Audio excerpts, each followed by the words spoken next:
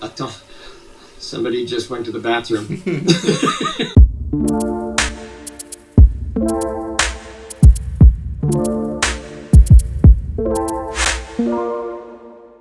Je suis chez moi, dans une ville qui s'appelle Evanston, c'est près de Chicago, avec ma famille, mes fils et aussi les petites amies de mes fils. Ça fait 3 semaines, c'était au milieu de mars. Je fais des voyages pour mon boulot, pour ça je pensais que c'était très important d'être confiné. En Europe, j'ai vu ce qui se passe avec les autres pays, donc j'ai pensé, je savais que ça va venir. J'ai peur des parents qui sont vieux, j'ai un peu peur pour mes enfants, c'est dur, hein.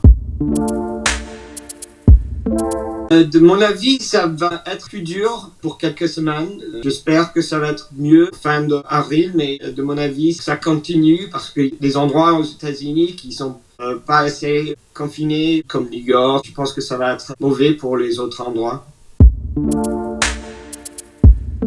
J'ai passé quelques années à Californie et pour ça, on a acheté des masques. On n'a pas besoin maintenant, donc ça n'est pas dur. Mais pour les autres, c'est dur à ce moment.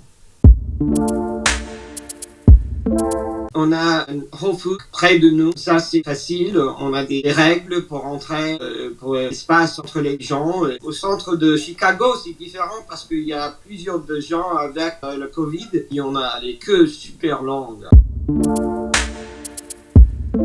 Je bosse comme ça avec des vidéos. On a la chance que mon travail n'est pas très affecté.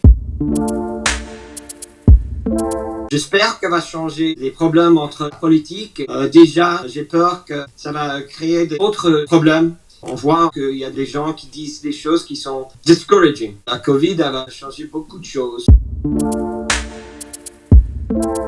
Ah oui, il y a beaucoup de solidarité. Des gens qui sont au lycée, qui font les choses pour les gens qui sont très vieux. Il y a des autres choses qu'on n'a jamais vues. Et c'est bien. Les contacts physiques entre les gens, je pense que c'est super important, c'est humain. J'aimerais bien faire un super dîner dans un resto, quelqu'un d'autre qui font le bouffe, j'aimerais bien faire ça.